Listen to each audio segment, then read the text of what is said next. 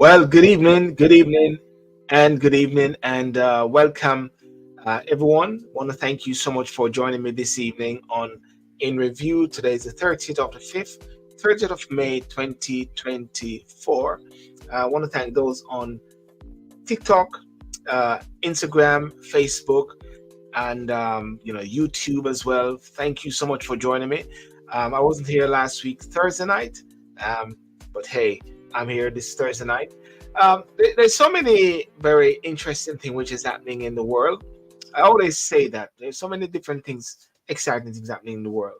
Um, and one of the things which is exciting, which is happening, I just play this now because the diaspora conference coming up June the 16th to the 19th. Attention Jamaicans abroad! Participate in the Diaspora Day of Service on June 20, which follows the 10th Biennial Jamaica Diaspora Conference.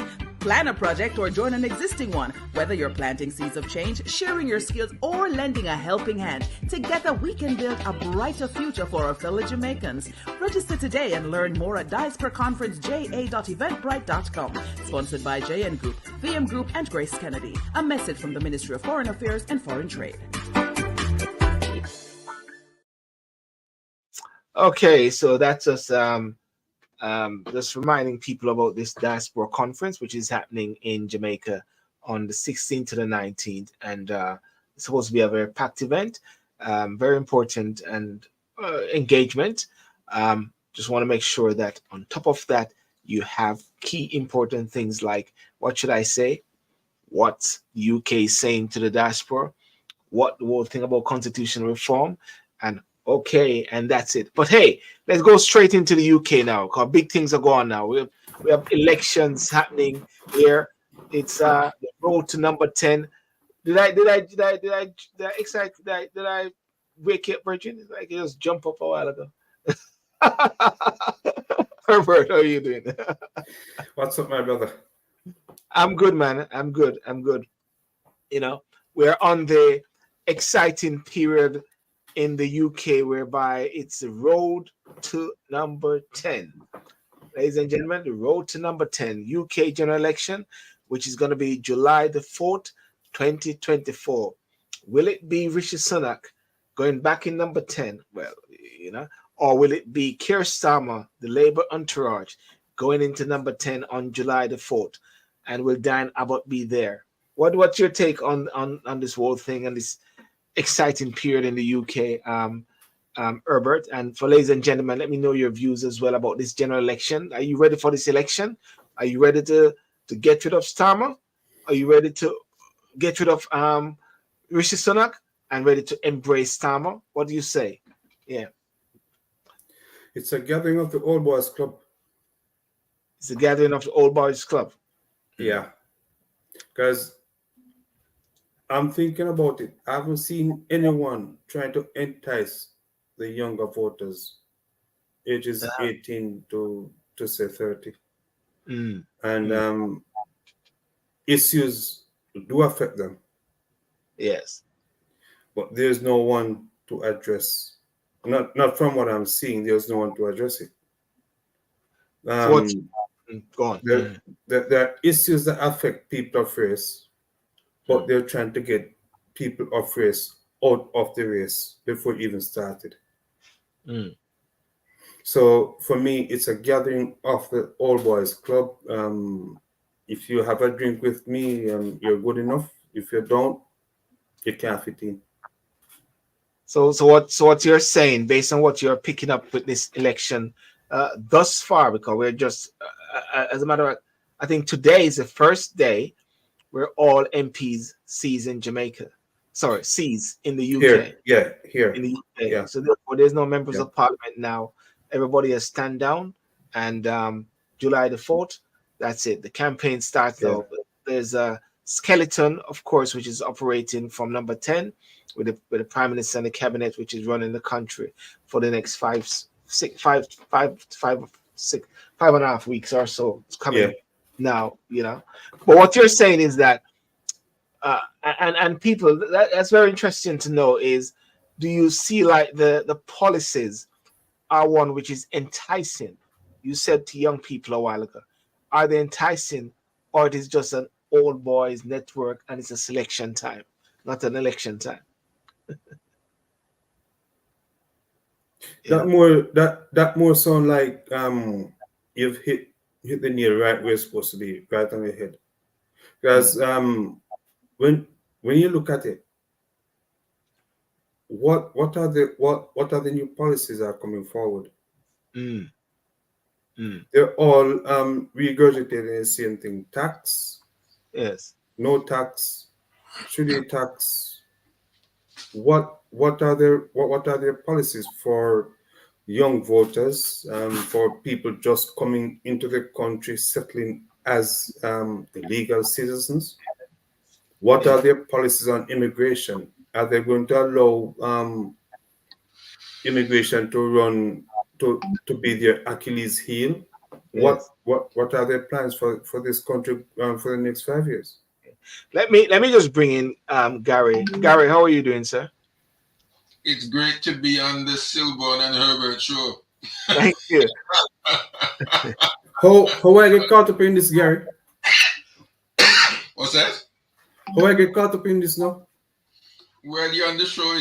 I've come to see you on it, so it's the Sydial and Mushet show. No, tag along, Gary. Huh? I'm just a tag along. Well, I'm just at a least what ifs. What if he can make it tonight or tomorrow night? What ifs? well, at least I'm not on your roof. I'll just come down from your roof. Well, Gary, if you don't mind, we just say our condolences to yourself on the passing of your mother. Yes. As well, Thank you know. you for that, My And condolences, my brother. man. and may she rest in peace and in the arms of God. You know what I mean? This time. You know? Yes. Thank you. Thank Yeah. you, Sylbourne, and thanks, Herbert, for that. Yes. You're welcome. Yeah. Gary, we're on this threshold of this interesting what should I say, election. We're on the threshold of this interesting election. What do you say about it at this time? We're gonna touch on the Dan about shortly, but on the forefront, what do you say about this election? July the 4th. I was just speaking with someone about the elections and their thoughts on the elections and who they probably would think that would win it. He said to me that he believes that the Labour Party will win, but it's the wrong leader. And I would partly agree with that. It's going to be I believe it's going to be a tight election. Now, I don't know. I'm just saying, I don't have any figures. I'm not really following it up. So I can't probably give a good explanation on the whole thing. But from what I'm seeing, from what I am hearing, the little that I hear, and what I know of what's taking place in the past, Rishi is going to have a tough time. I believe Rishi is going to have a tough time because the Conservative Party is not really behind him. I mean, you've got MPs that have resigned or are saying that they won't stand in the next election. So that's made it even harder for him. So, you know, and then with the various things that seems to be coming through on the media, the gaffes or the mistakes that they're saying he's making, you know, they're making it difficult for him.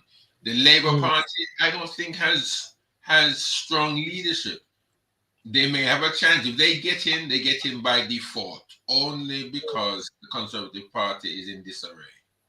The Reform Party and the Liberal Democrats, they may come in and they probably will get the votes of probably those who would have had voted for Conservative.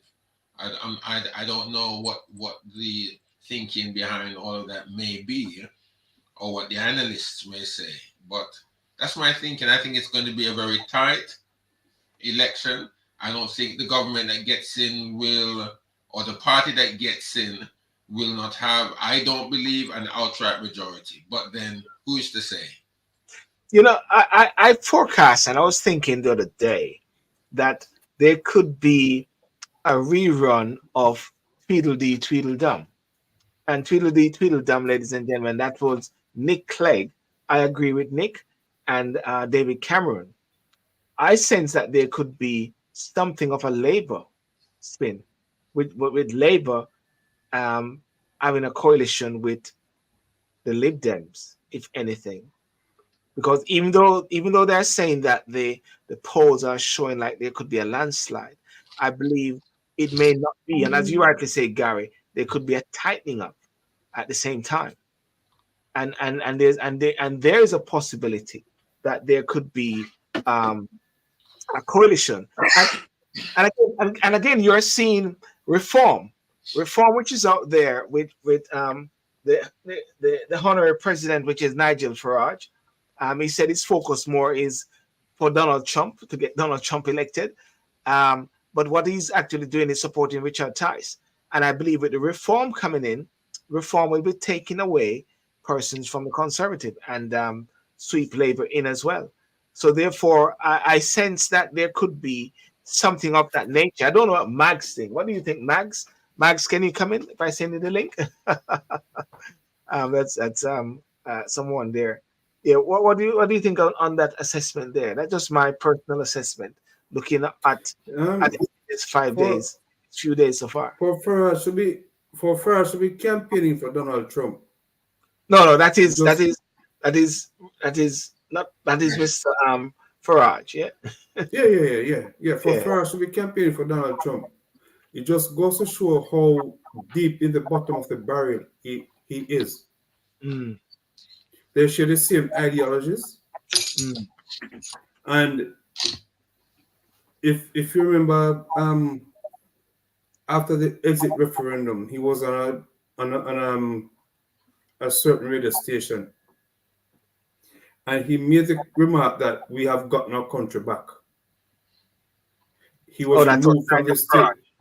Yes, he was removed from the station immediately.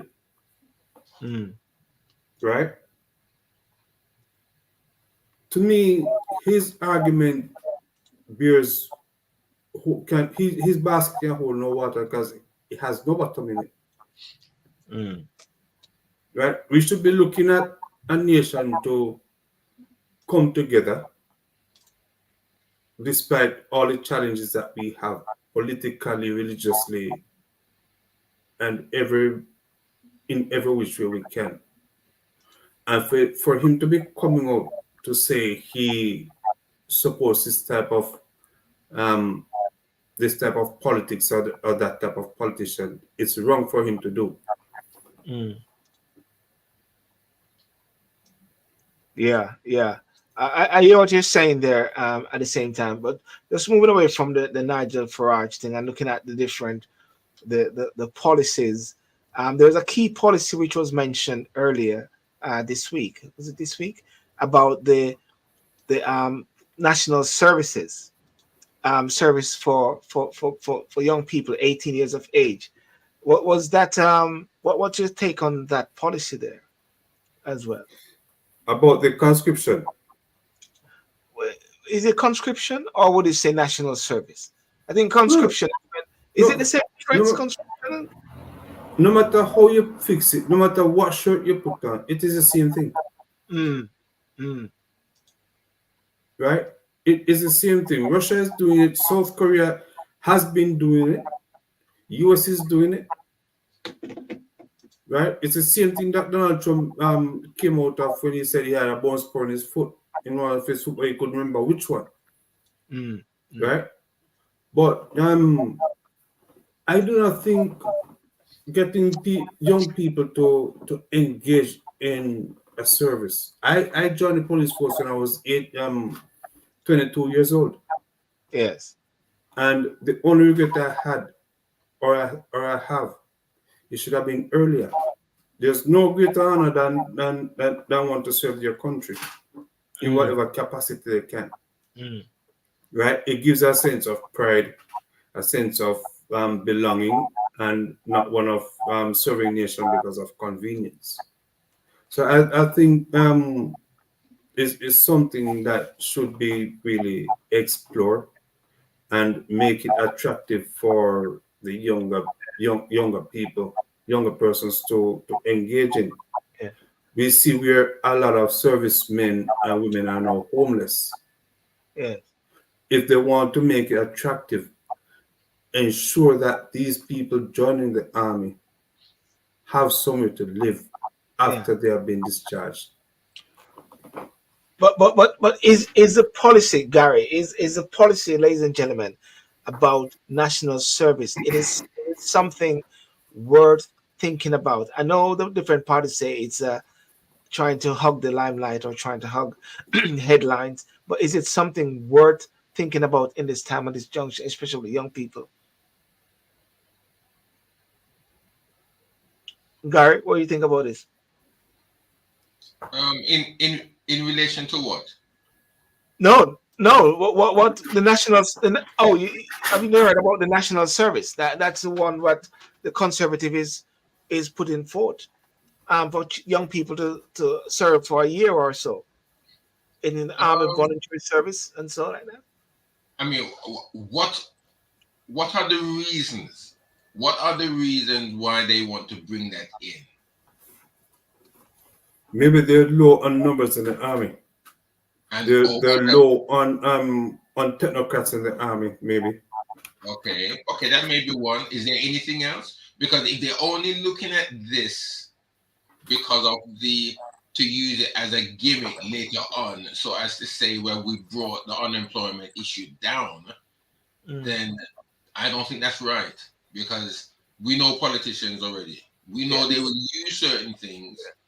In the first outset, they will paint a picture to say, well, for what a reason. And let's use the reason why of Herbert, which may be a good reason if they want to tackle that.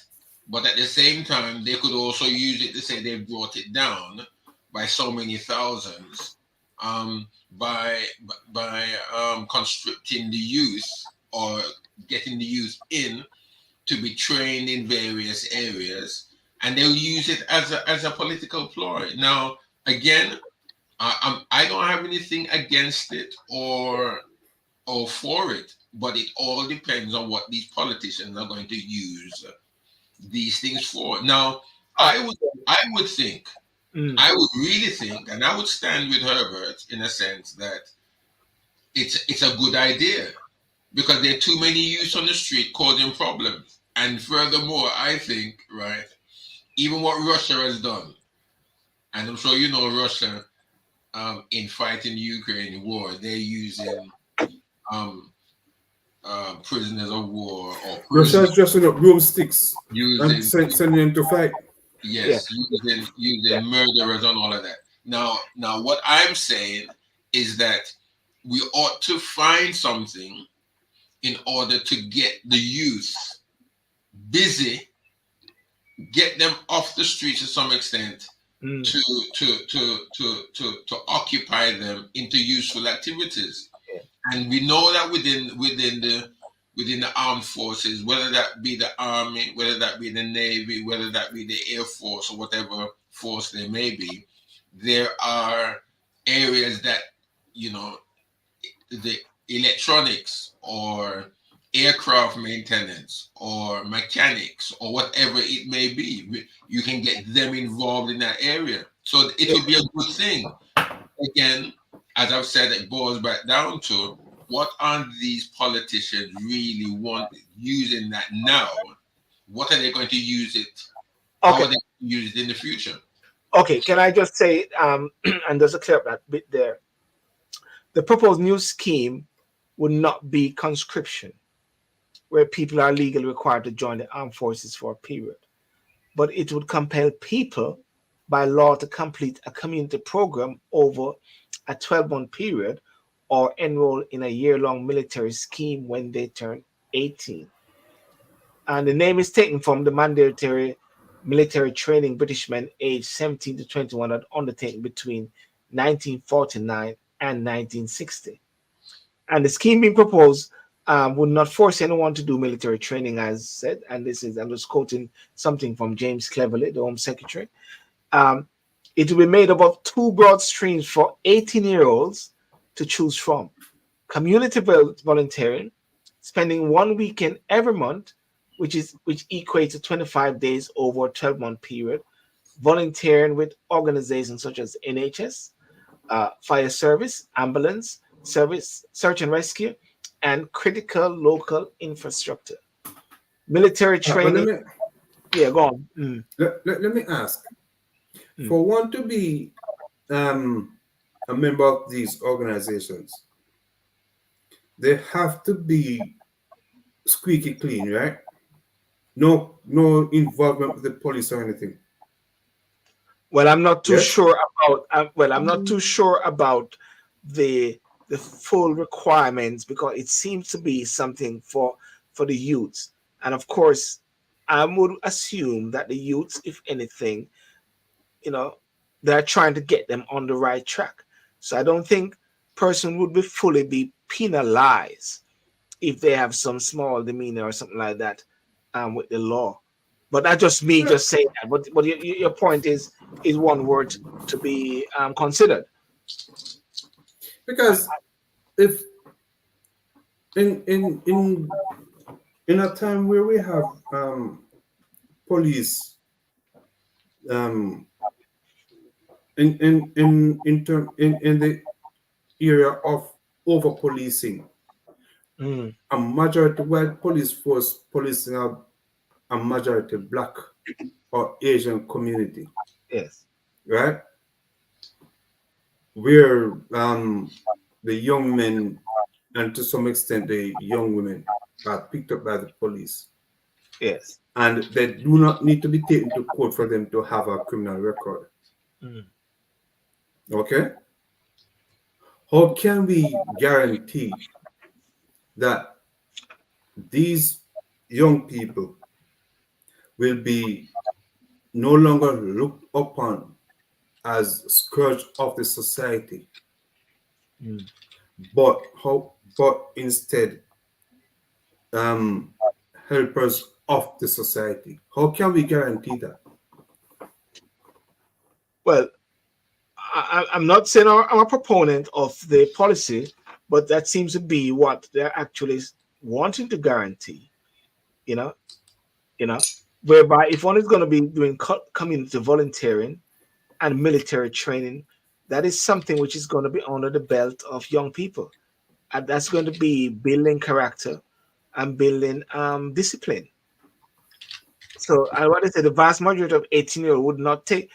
They said the mass majority of 18-year-olds would not take part in any military training at all, and there would not be any punishments for not taking part. While 18-year-olds would have a choice in the type of national service they sign up to, participation would not be voluntary. It would be required by law. No one would go to prison for not taking part, Mr. Cleverly said, but there would be a non-criminal sanctions for those who refuse. Yeah, but he's talking out of two sides of his mouth. Because if you won't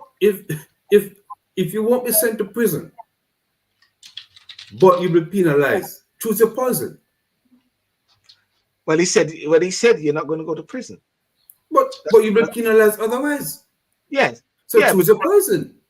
Well, what they're choose your poison. Well, what they're actually saying is that would there be punishment? They said no one would go to prison. Yes. But they would have non-criminal sanctions. I would say non-criminal sanction. Non-criminal sanctions would be like points. A suspended sentence. Yeah, no. A suspended prison sentence, isn't it? It's a non-criminal sanctions. Yes. Meaning a non-custodial sentence. No, non-criminal sanctions doesn't have to be, if I'm not mistaken, to be something of a criminal nature. It is something a bit like points on license. 3 points, 6 points, or 7 points, 8, 9 points. these So, because if yeah. you see, you see, like when you're applying for a job, I'm not sure if you've done it in the past because you're being classified maybe as a bedrock of society, where they ask you if you have any if you have served the armed forces, Mm, and you think no, right? Now, based on one's age, if they should take the answer no, mm, then the application stops right there. mm. If that's what they're proposing, so for you to advance in society, what they're saying, give us 15 hours on a weekend Mm. and we're good. But if you don't, well, we shall have a discussion, and Yeah. it will hamper your future. Uh, So if I'm working at a high street firm at the yeah. tender age of 18, Mm. are you telling me that I still have to give service? Is Yeah. that why is that where they're going with it? Well, as I said, um, the fine tuning of the policy is not fully known yet, but that's a sort of headline there whereby they're looking to do something for the youths there. Um, that's all I'm saying at this moment, And they say it's not, one is not going to be criminally penalized or in a custodial sentence or so, but it is something to be what they say to be encouraged. If you know.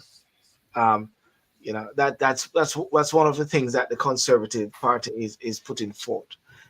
One of the things they're saying actually as well is that they're finding somewhat of a lack of differences to a certain extent with both of the political parties, with the Conservatives and Labour.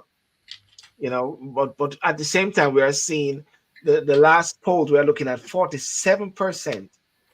You know, 47, 45% for Labour, 24%, Reform 11%, Lib Dem 9%, Green 6%, SNP 3%, and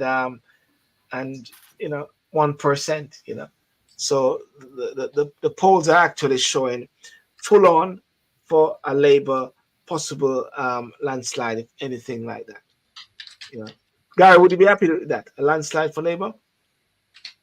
And the whole immigration bit. I don't know. I'm just wondering. Will it be good for the country? Mm. I mean, you haven't discussed it yet, or you haven't gone into it as yet, as you said you're going to. But with the whole, to me, with the fiasco, what's happening now with Diane Abbott? Mm. I mean, is Labour really, really fit, or is it at the place where it can govern the country? If you can't sort out what needs to be sorted out, as we see what's happening in the Conservative Party in different issues, I would have thought, will it effectively run the country? If the Conservative Party is in disarray over similar situations, and the constituency or the nation is nervous about that, then it's worse still with a leadership with issues before it gets in, then having to deal with itself there and other issues. It's going to be mayhem. So I don't know about Labour. I'm rather nervous about Labour getting in.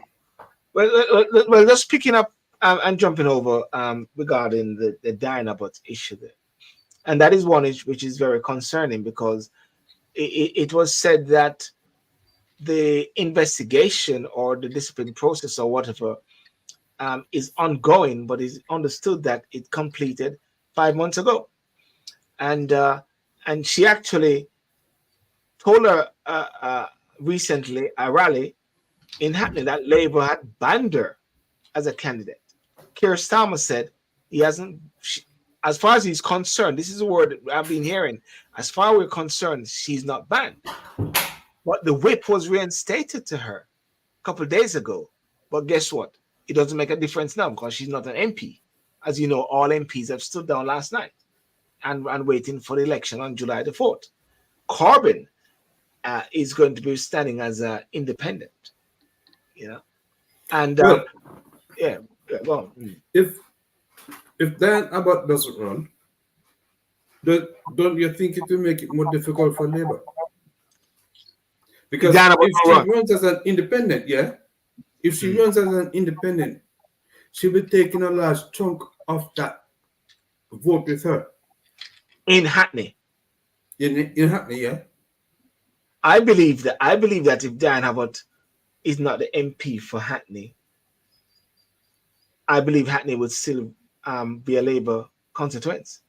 No, I'm saying if she runs as an independent, I'm not saying if she retired from representational politics. I'm saying if she runs as an independent. I think Labour will still win. You think so? In Hackney or in the general election? No, in Hackney. Let's focus on Hackney. I think Labour would still win in Hackney. What you got to lose? Huh? What you have to lose? What? Me? What have you got to lose? What? You mean apart from your good name? Apart from your good name, what else have you got to lose? You mean? Are you asking about a bet here? Yeah. I'm not a betting man. Apart from your good name, what have you got to lose? I'm not a betting man. £1. All right, £1 then. £1. Going concern. £1.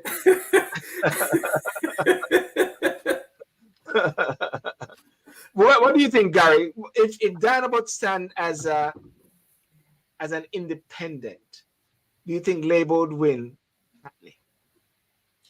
I mean, as far as Hackney is concerned, they've only known as Diane Abbott, and if Diane Abbott has served them well, then they're going for the person that they know. They're not going to go for an uncertain or for unknown quantity. Yeah, but remember, whether it's Labour or not, and at this moment in time, Labour is not showing to me anyway that they can lead. Yes. So why then if I was a constituency or living in Hackney, why would I then vote for someone that I don't know that represents Labour, and Labour is not in good standing as far as I'm concerned?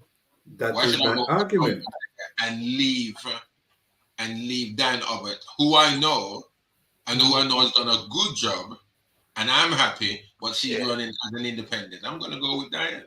They say that Keir Starmer has been accused of carrying out a purge of left-wing candidates ahead of the selection deadline for the general election because they are going through some selection process. And what is your justification for saying that? Yeah, and they said there are 4 names that is in the wings there, which are there's Jeremy Corbyn, Dan Abbott, a lady named Faiza Shaheen, and Lord in over East London.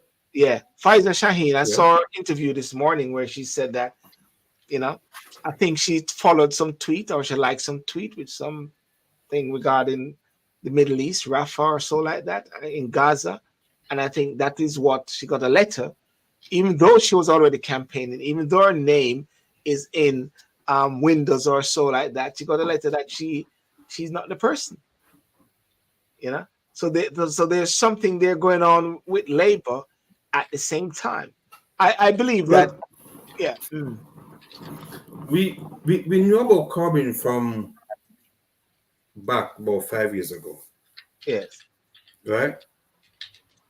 We knew that the possibility exists where he may have retired from representational politics. Not the case, he's running again. But for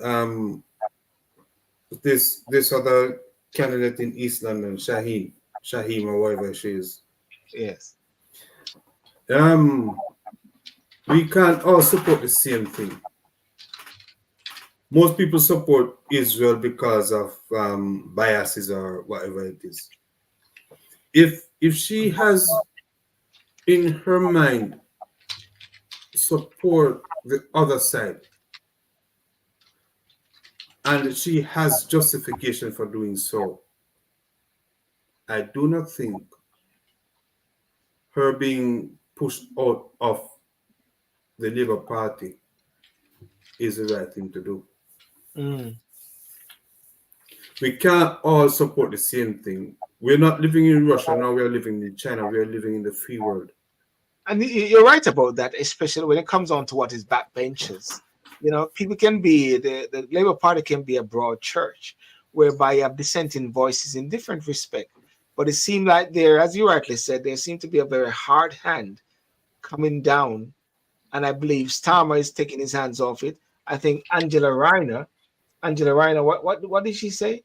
She said that Labour Deputy Leader Angela Rayner said, I don't see any reason why Dan Abbott can't stand as a Labour MP.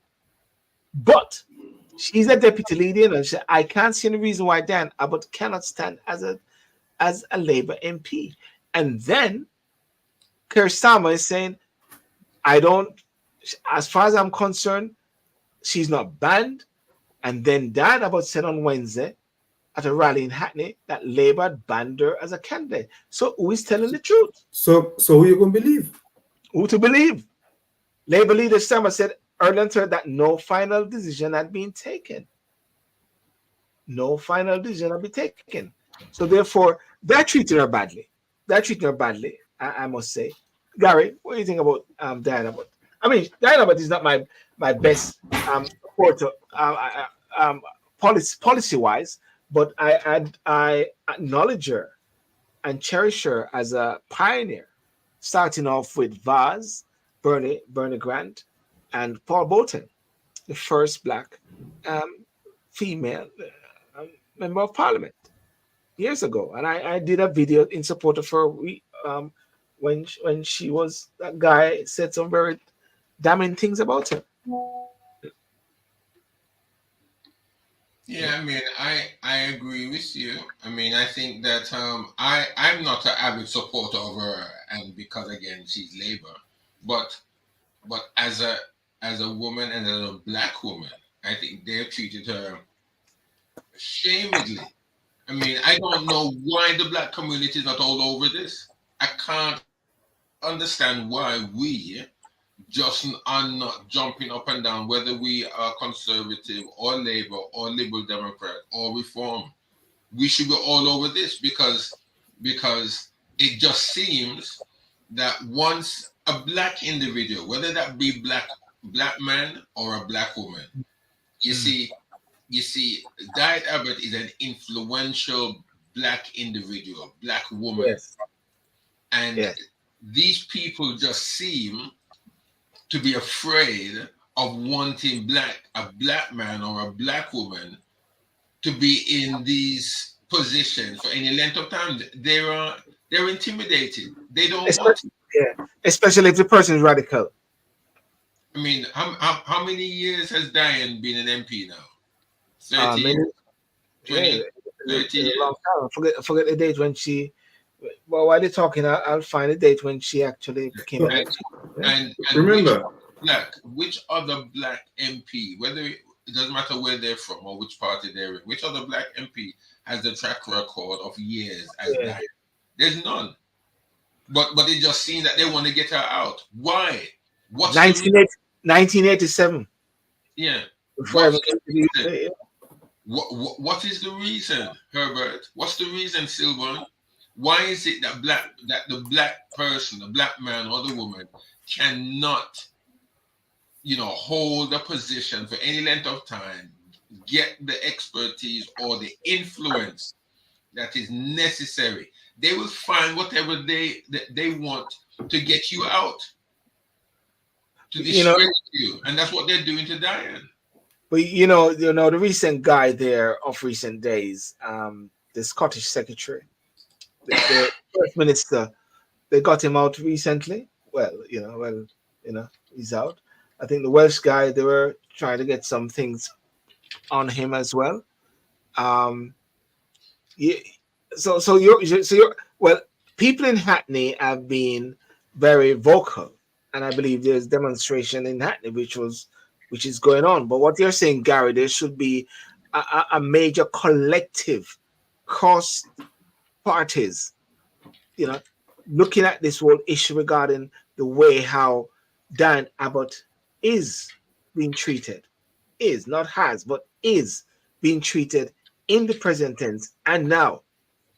But Sylbourne and Gary, remember it was it 2018 or 19 when she was being harassed by members of the Met? Members of what? Of the Met Police. Okay. You remember that incident? Okay. I think so. What was that? What was it I again? can't remember that. When she was stopped, she was in a vehicle that was stopped by the police and she was targeted. Okay. Why again? Right? Why? So to your comment, Gary, where you're saying why black people don't stand up. We're only black when it's convenient. Yeah? We're only black when it's convenient, when it affects us directly. Anything outside of that, it does not concern us. It's her business. Let she fight it. Let she deal with it. But when if she should come up with a policy that will enhance the lives of black people, it is when being black is convenient. Yeah,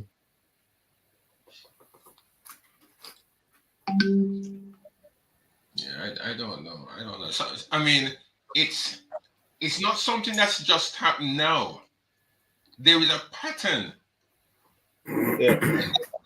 There is a pattern of these things, and if you go backwards, I mean, you've got Diane Abbott. You got I'm sure if you look at other black MPs, you will find you know, a various amount of things where they try to either withhold, to suppress, to keep them down, you know, not to get too influential, not to get too powerful in their constituents or in the government or in the country. You know, I don't understand. There's a pattern to these things. I'm just hoping that there is somebody out there, if they're hearing us, if they're hearing you, Sil, there must be someone out there that can look and study these things and point out that there is something where amongst the black community, the reason why the black community is not getting anywhere is and not making yeah, I can understand when people can say, well, we are our worst enemies. I can understand that because again, it is said we don't work together, and there may be mileage to that. But over and above that, when you've got individuals like Diane Abbott that has made inroads for the black woman, for the black man, for the young black intellectuals that can look up and say, yes, she can do it, I can do it. But then at the same time, when Diane then gets into a particular car, if I can go in that way, Herbert, and the Met Police stops the car, she's in the car, and then the Met Police seems to just pinpoint her and focus on her. Why? Probably they want to smear her. They want to smear her reputation. Why? These things have to be done. It has to be. And that is why I say that we're in a system where we are not allowed to speak. If we speak, and we're going back to slavery. If we speak, we get lashes just for speaking up for ourselves.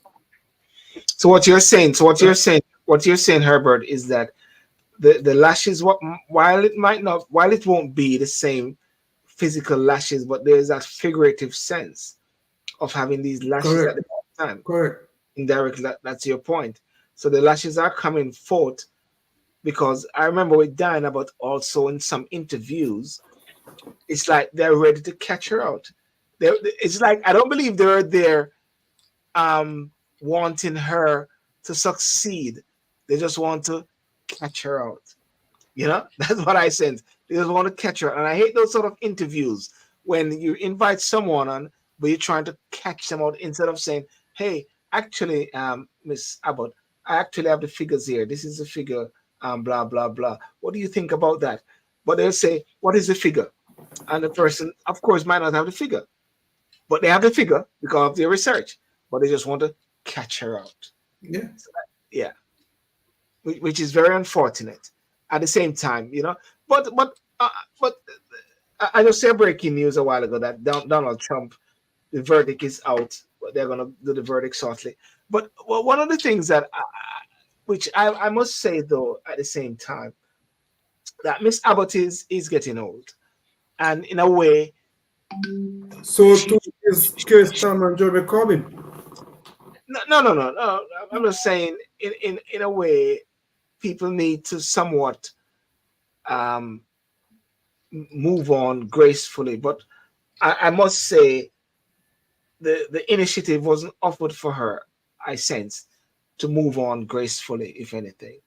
It is like in a disgraceful way. They're trying to maybe get her out. And Labour is to be blamed 100% for that. And, At the top of the show. And this is the whole thing whereby they take the black votes as they take it for granted. Labour has always done that. At the top of the show, I told you that this was a gathering of the old boys club. Right? If we can share a drink together, we're good. Yes. Yes?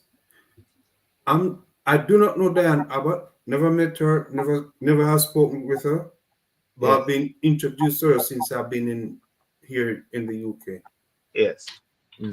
And her behavior or her stance as a politician is no different from any other politician. She stands for what she believes in. Yeah, exactly. Some people flip-flop on both sides. They don't know what they want. Yes. Diane Abbott knows what she understands what she believes in. Yes. She knows her convictions. Yeah, she stands her ground, you know? Yeah.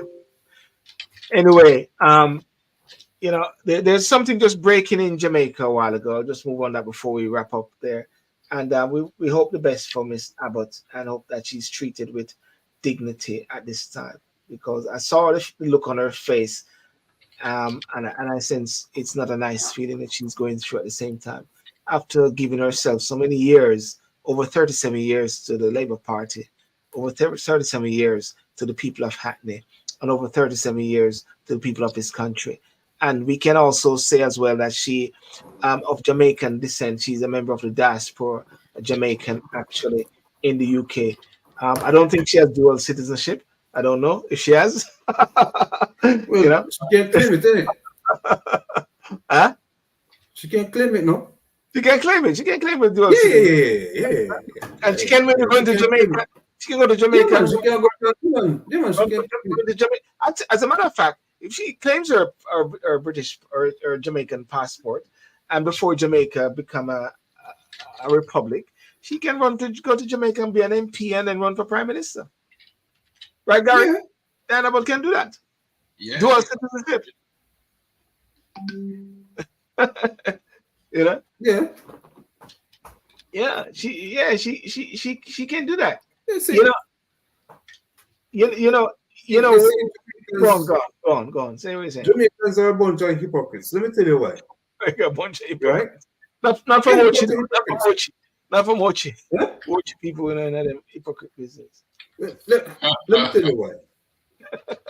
If your son, Sylbourne, or daughter wants to go back to Jamaica after they finish school, high school and university, to say that they want to go represent the country in whatever area, they're going to tell them, no, you have to give up your passport. Right? You have to claim a Jamaican citizenship, birthright, whatever, right? But They're looking at people living overseas and say, send them the money, come. We have use for it. Yes. Okay? Well, yeah, yeah. So if my physical efforts with my 2 passports, 2 or 3 passports, is not good enough in Jamaica, my money is not good enough for you either. Mm. Well, the money at the same time, and I always also interject this point here when it comes on to the money. People from the diaspora, what they do, they're not sending the money, as you know, to the government or to But some. they still benefit, Sylbourne. Yeah, I know. What they're sending that money to, they're sending that money to their family, to their parents, to their children, because you see the whole. You're right about the hypocrisy about the whole thing, because the whole essence of Jamaicans overseas. Jamaicans go overseas not just to go overseas, they go overseas to have a better life. They go overseas because they want employment. They go overseas because they see something different. And then what they do, they actually send money back to their families, right? And therefore, that is why I believe the whole discussion about dual citizenship is something that needed to be treated with very high level of sensitivity. I mean, tonight I just got to understand that not a member of parliament, a minister of government in Jamaica named Matthew Samuda is also a dual citizen. He's got a British passport and a Jamaican passport, but the law allows that. The law says any member of the Commonwealth. Yeah, and in the law, Mark Golden, Remember, who is also a British citizen, and also because by virtue of his father, Mr. Golden, and right. and his Jamaican passport, he's entitled to run for prime minister. That's according to the constitution. There's no reason for them to renounce it. Sylbourne. Yeah. Professor John Golding, yes? Yes. He was the one that created that the rehabilitation hospital in Jamaica. Yes. Why didn't they tell him pick up the things and go because you're not a Jamaican citizen? Why? Well, because he why was to this day they're still using his facility that he created? Why to this day that Jamaicans living overseas are being sought to come and represent Jamaica? Jamaica qualified for 98 World Cup because of the English-born players. At the time, people were talking about Jamaica team for Jamaicans, people born in Jamaica. Yes. Horace Burrell, Rene Simoes, when shopping, came here, saw the talent, brought them back. Dean Burton lost his place in the Derby squad back in 96, between 96 and 98, because he chose to represent Jamaica. Right? So we have to be careful what we want or what we're demanding of people. You will end up with a country with no brains in it because people are looking for better in life. Yeah. And for people like our friend Matondo, if he so choose to go back to Jamaica and represent, what are you going to tell him? You can't because you were living in England all this time? Yes. Leaders of business, as a matter of fact, you know what is so interesting? I wouldn't be surprised if Michael Manley also had a British passport. And I was thinking of the same thing this evening. And also, and I met Michael Manley, believe it or not, I met Michael Manley at the London School of Economics when he was doing a speech. I think I got the program with his signature on it, maybe in the garage or so. Well, maybe that's why you're such a good person now. New York City says leader of business don't need to declare allegiance. Gary, why are you laughing? Should I come back to that point? Leader of business don't need to declare allegiance, so no difference in politics. Declaration does not guarantee loyalty. Declaration doesn't guarantee loyalty, as New York City just says. So it's a high level of hypocrisy which is going on there in Jamaica, and it is political censoring. The prime minister has brought it up and everything, and and then all of a sudden now they're realizing that everybody in their cabinet, they also them have dual citizenship. you know. And then somebody said, well, it's only when they're running to be the ultimate leader. What is this ultimate leader of Jamaica? President, man, president. Ultimate. The prime minister said the ultimate leader. What is this ultimate leader? The ultimate leadership of Jamaica is the people, man. That's why they need to revamp this constitution and do it properly and do a lot of training and discussion. And that is why they're hiding it from the people. Yes. That's why they're keeping it in the House of Parliament. Yes. They're not going out to have town hall meetings or anything like that. They're keeping it in Kingston. Yes. Kingston is Jamaica. Yes, yes, yes, yes, yes, yes. Well, guys, listen. Want to thank you for coming on tonight. The big thing going on here. Jury reached verdict in Trump hush money trial. Somebody say on TikTok, the great leader. That's the ultimate leader, the great leader. Oh, Aaron Jesus. I think he's talking Christ. Yes. There's a lot in the next few weeks leading up to election.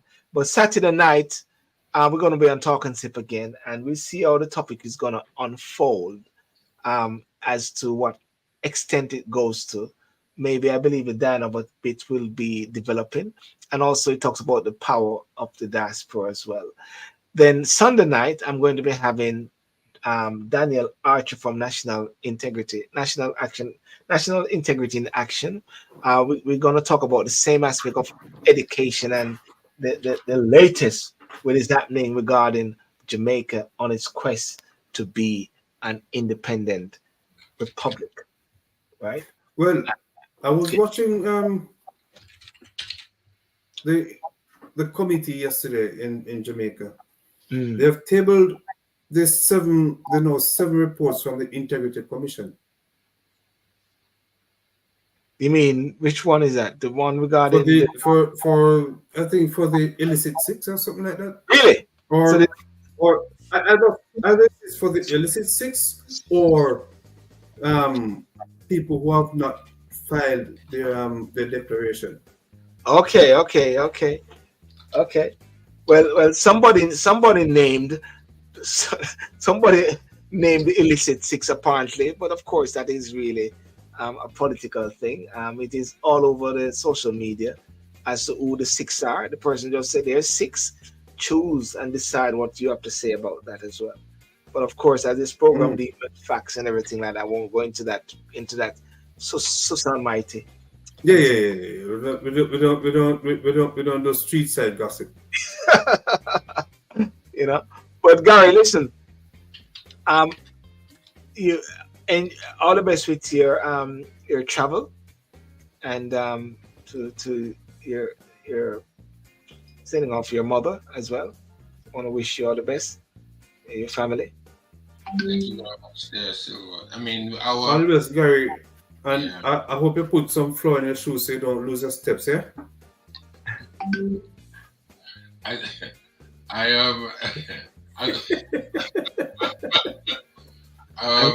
The service and polish your shoes clean, make it shine. Yeah. The service is next week, Friday. Yes. It's in what state are you going? What state are you going? What city? What state? What? It's Florida, Fort Lauderdale. Oh, okay. Fort Lauderdale. You only have plenty of mangoes over there, right? Well, I mean, to tell you the truth, I've been there a few times, but I don't really see no mangoes there. I've never tasted no mangoes. No, because you went to the wrong side. So which side I was going? The left hand side or the right hand side? Just keep straight and see mangoes right on the 2 sides of the road, Gary. Really? Okay. I will look this time around. You see, the thing about it, the 2 times I went before was just to spend time with Mom, really. So I didn't really go anywhere, you know. I wanted to spend as much time with her as possible, so I didn't really do much. I didn't really go anywhere, to tell you the truth. But I'll see if I can move a little bit more freer this time, even though it will be Dad, and Dad seems to be holding up well. He seems to be doing good. So you know, We'll see what we can do. We'll see if we can eat a little bit more mango this time. No. What I'm trying to say to you, I'm not telling you to eat mangoes. I'm telling you to bring them back because the post office still work, even though it has changed hands. Oh, actually, yes. Actually, it's a Czechoslovakia company which is proposed to buy the post office, but they say they're gonna make it British as possible. Yeah. I mean, that in itself is the biggest fiasco. All of these people that ran that post office should go to prison. They should have spent a day in prison. They should, even if it's one day. If it's in a day. Yeah, they should, because this gives credence to other CEOs or whatever to do what they do and then say, okay, yes, I'm going to do it, but we can get off. It's not right. Yes. People died. People lost their homes. People lost their livelihoods. You know, yeah, of course. Marriages were destroyed because of that. Yes. So these people should not get away with it. They should not. It's horrible. All right. Well, listen. Have a good night, ladies and gentlemen. I want to thank you so much for joining me on In Review. Thank you for those joining on Instagram, YouTube, Facebook. And we try to make the show as informative as possible and give you a snippet or a snapshot of what's going on in overseas as well, and especially Jamaica and the UK. All right. So see you later, guys. Have a good night, Gary. Take care of yourself. Walk good. Yeah, man. God bless. Take care. All right. Peace out. Cheers. Cheers.